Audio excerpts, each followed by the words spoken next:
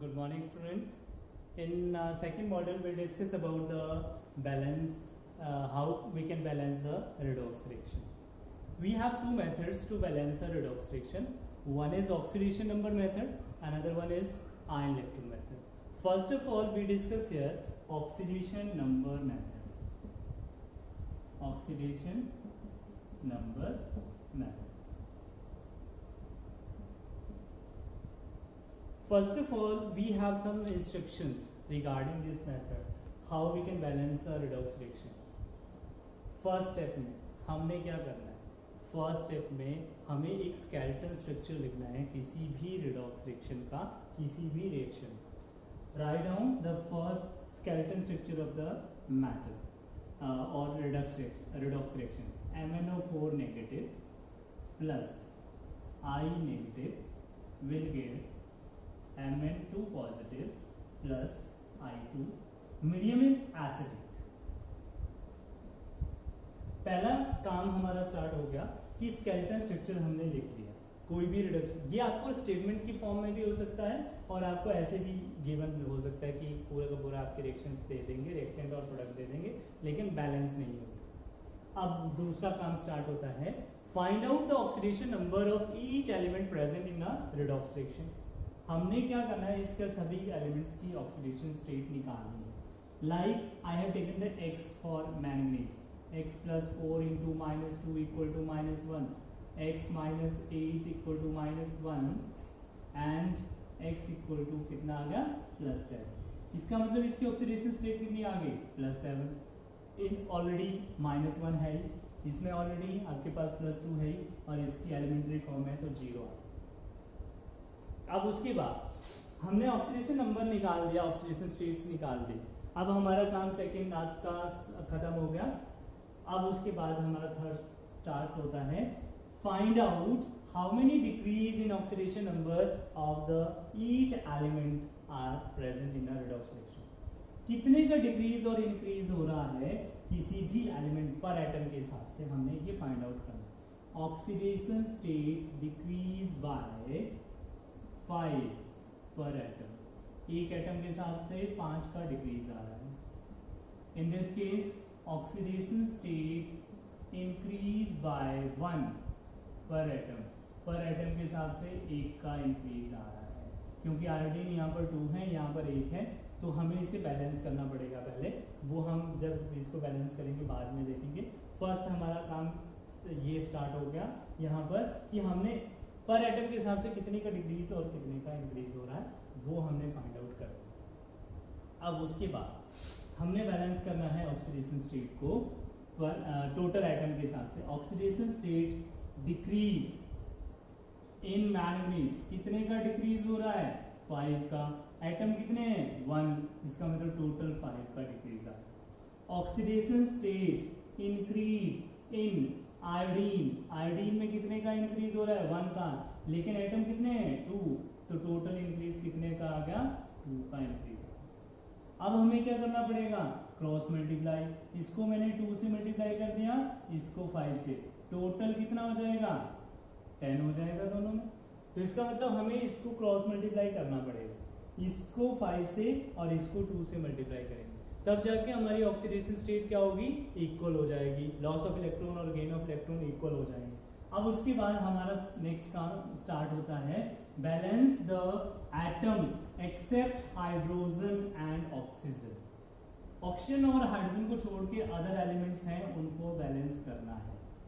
2I negative will give Mn2 positive plus I2. हमने iodine को balance किया क्योंकि आयोडीन यहाँ पर 2 थे, यहाँ पर 1 था, हमने 2 से मल्टीप्लाई कर दिया.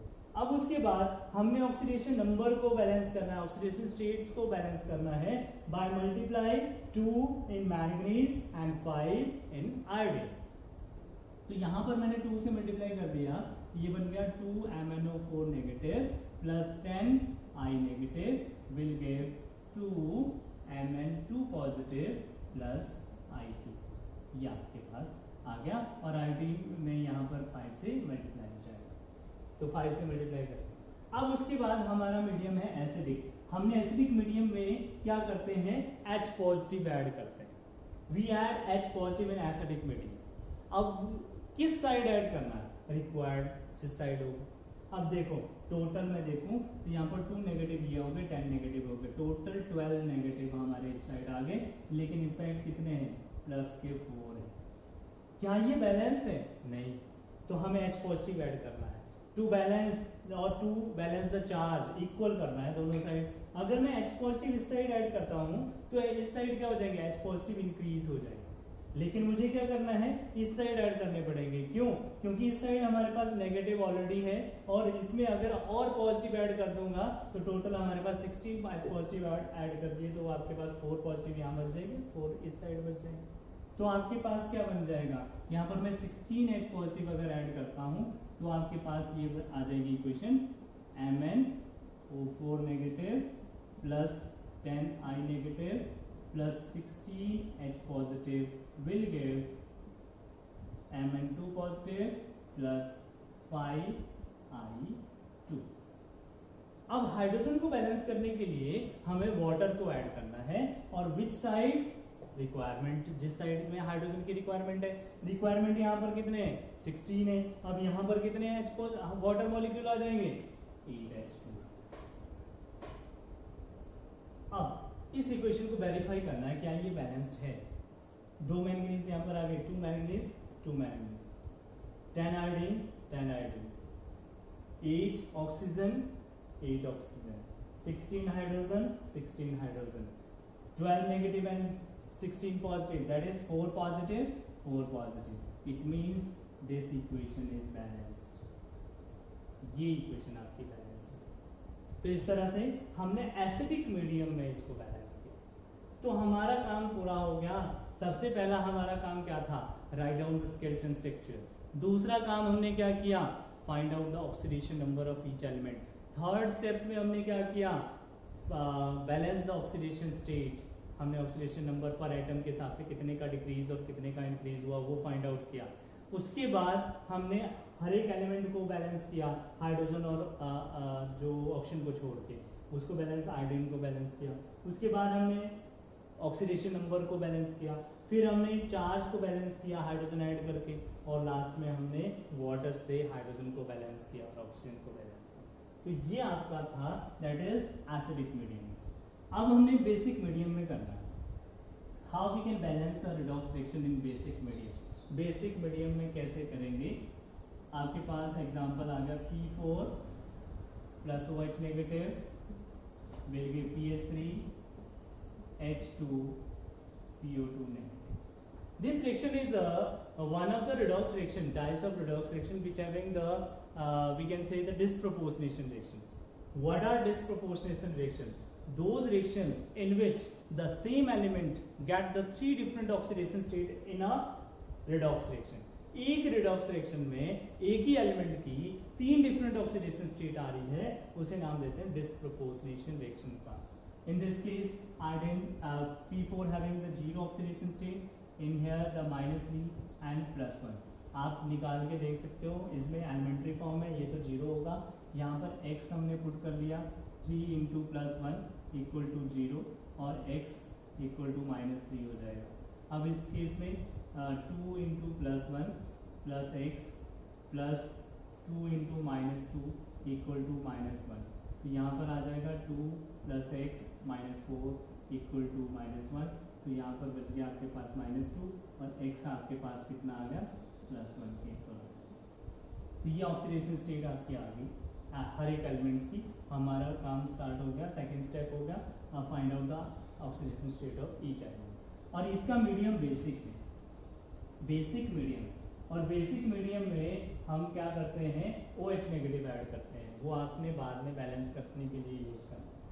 अब इतना काम करने के बाद पर एटम के हिसाब से कितने का डिक्रीज हो रहा है, कितने का इंक्रीज हो रहा है, ये फाइंड आउट करना। ऑक्सीडेशन स्टेट डिक्रीज बाय 3 पर एटम के हिसाब से देखा जाए तो 3 का डिक्रीज आ रहा है। यहाँ पर ऑक्सीडेशन स्टेट आपकी इंक्रीज हो रही है, ऑक्सीडेशन स्टेट इंक्रीज बाय 1 पर एटम के हिसाब से 1 का इंक्रीज आ रहा है। अब नेक्स्ट स्टेप में ऑक्सीडेशन स्टेट को बैलेंस करना है।